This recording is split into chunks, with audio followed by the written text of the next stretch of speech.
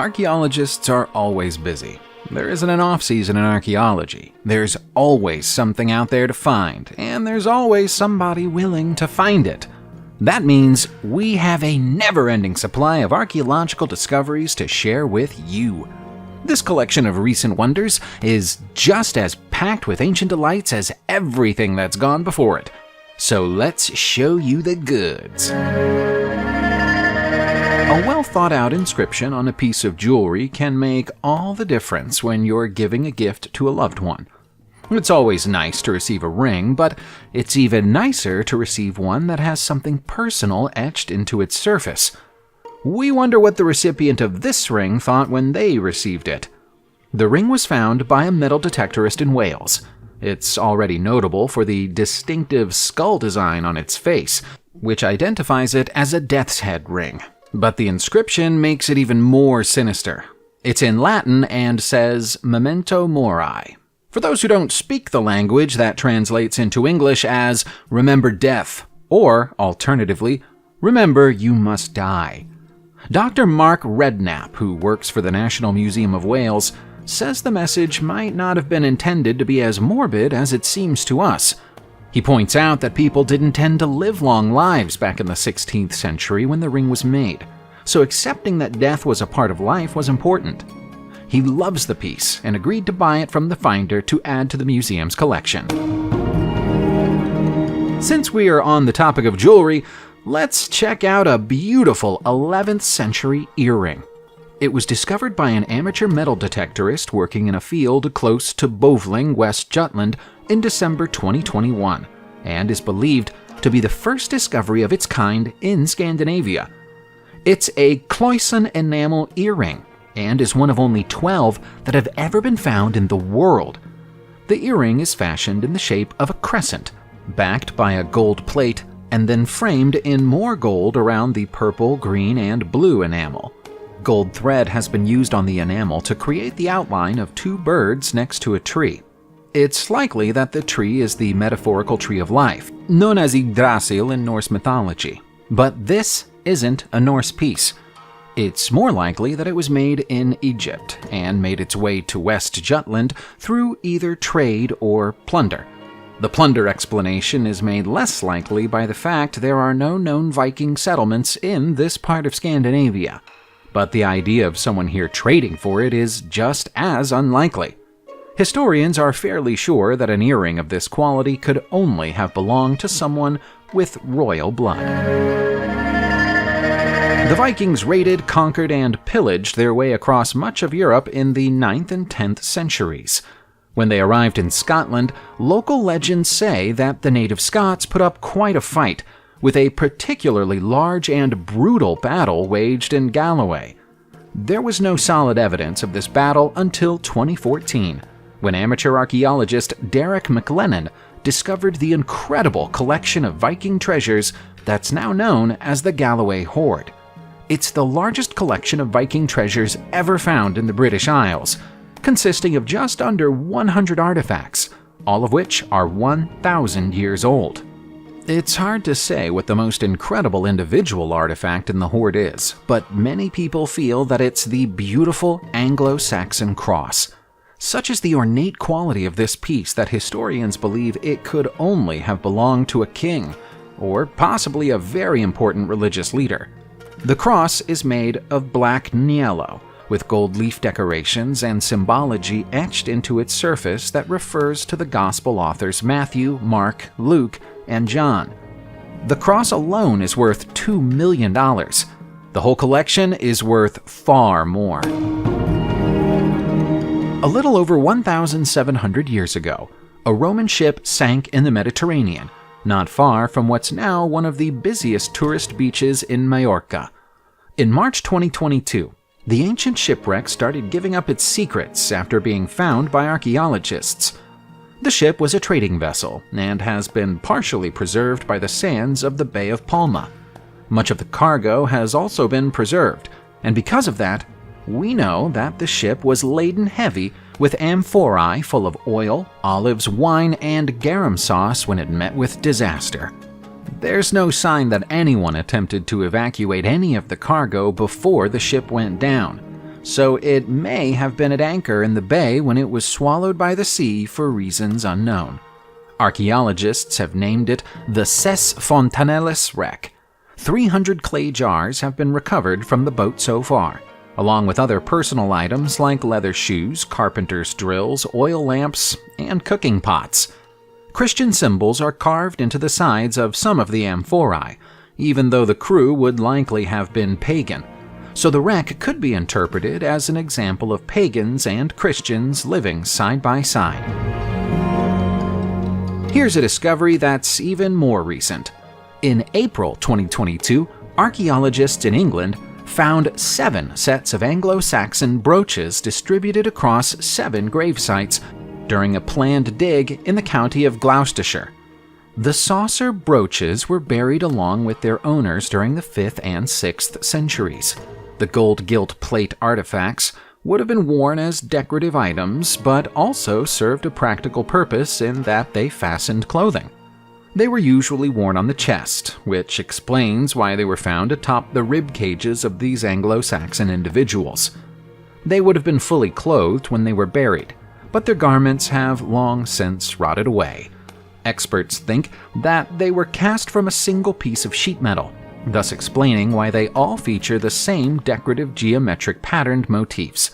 Not everybody who lived in Anglo-Saxon England would have been able to afford pieces of jewelry like these, so they would have been considered high-status signifiers. Each of the pieces will now be cleaned up and studied before hopefully finding a permanent home in one of Gloucestershire's many museums.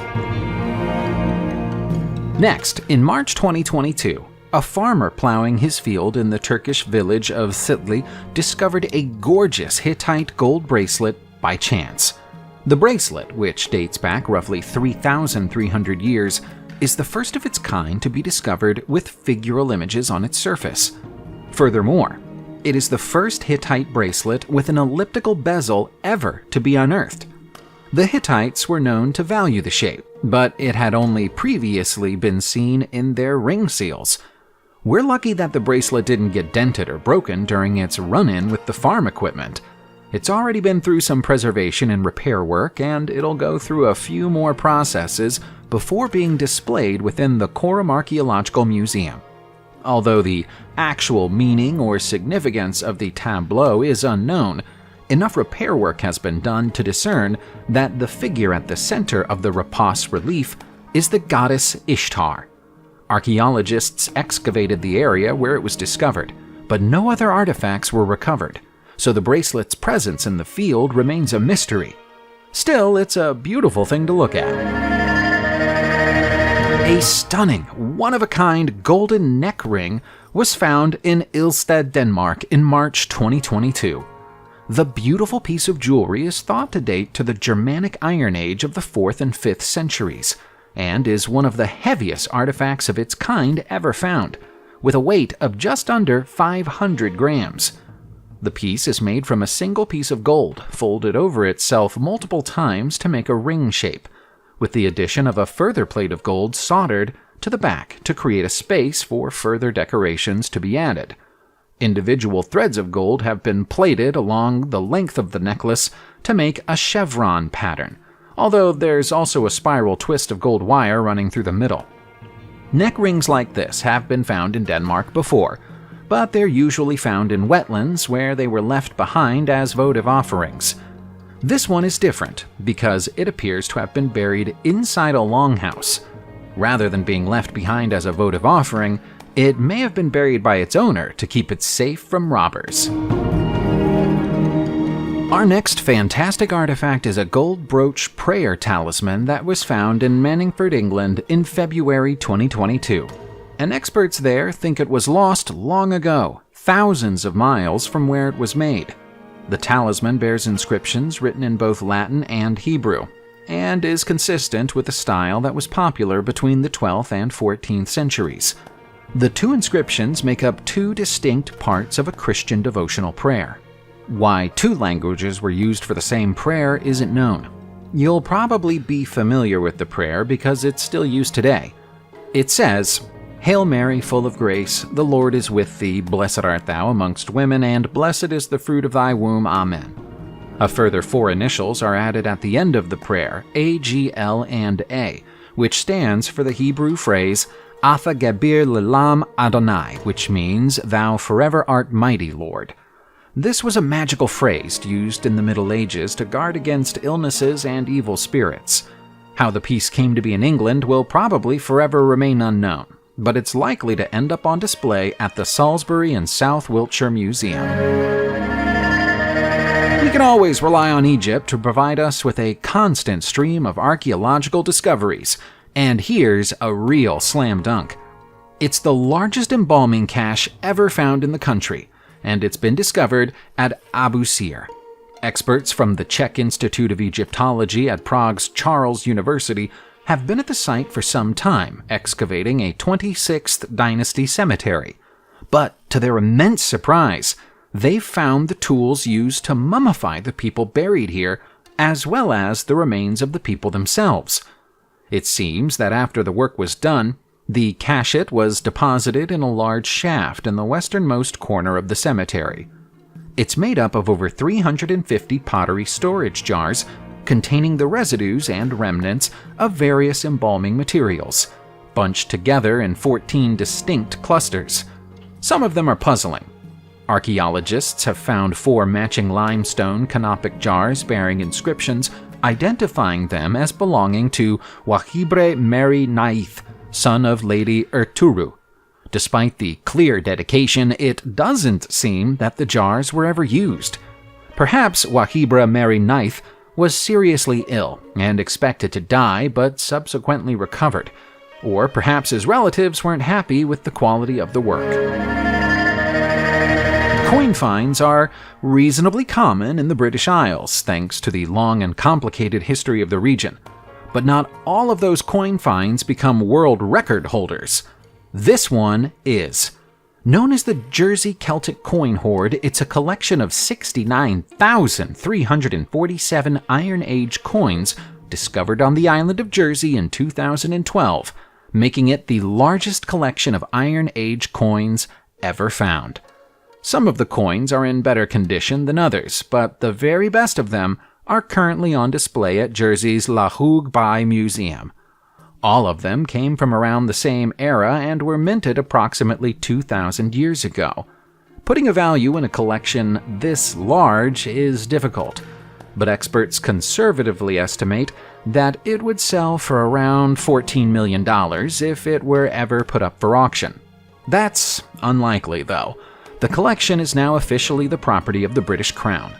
That means that the 2 metal detectorists who found it were unable to cash in on their discovery, although it's understood that they were paid a reasonable finder's fee. We don't know much about the ancient tribes of the Baltics, but until recently it's generally been accepted that they were nomadic savages, little better than barbarians. Recent discoveries are forcing us to revise that view. Those discoveries have taken place inside the graves of the so-called Baltic Amber Elite in the Russian Sambia Peninsula. To the immense surprise of the archaeologists, the graves are full of luxury imported goods. These people had a concept of material value, and it's to be assumed a concept of trade. The burial site appears to have been active between the 3rd and 8th centuries, which gives the archaeologists a time frame for their discoveries. The most luxurious of the finds date to the 4th and 5th centuries. Our impression of the Baltic tribes as savages comes from the records of the ancient Romans, but we now have to consider that the Romans were either twisting the truth or were simply as ignorant of the culture of the tribes as we are. Their graves contain items from Rome, Syria, Egypt, and Scandinavia, and in some cases also include gaming pieces, which are a telltale sign of a highly developed culture. Maybe we should stop putting so much stock in the writings of Roman historians. Finally, we head to the German village of Beitz, close to Brandenburg in the northeast of the country. That's where a collection of 41 golden cup-shaped coins were discovered in January 2022. They're the only Celtic coins ever to be found in the region, and despite being very visibly gold, they're known as rainbow cups. Archaeologists associate them with the former Celtic Latene culture of Central Europe. The rainbow name comes from a folk story about the coins always being found by farmers when plowing their fields after heavy rain, which led to a myth that they were left behind after rainbows. Usually for coins of this type, the ones found in bites are undecorated and have smooth surfaces. To make them even more mysterious, there's never been a Celtic population in Brandenburg. The coins must have found their way here through a trade network that existed during the Iron Age. Having been taken from the site and cleaned up, the coins will now be carefully studied before being placed on display inside the Brandenburg State Archaeological Museum later in 2022. Subscribe to the channel, turn on the notification bell, and enjoy watching new videos on my channel. Thanks for watching and see you soon!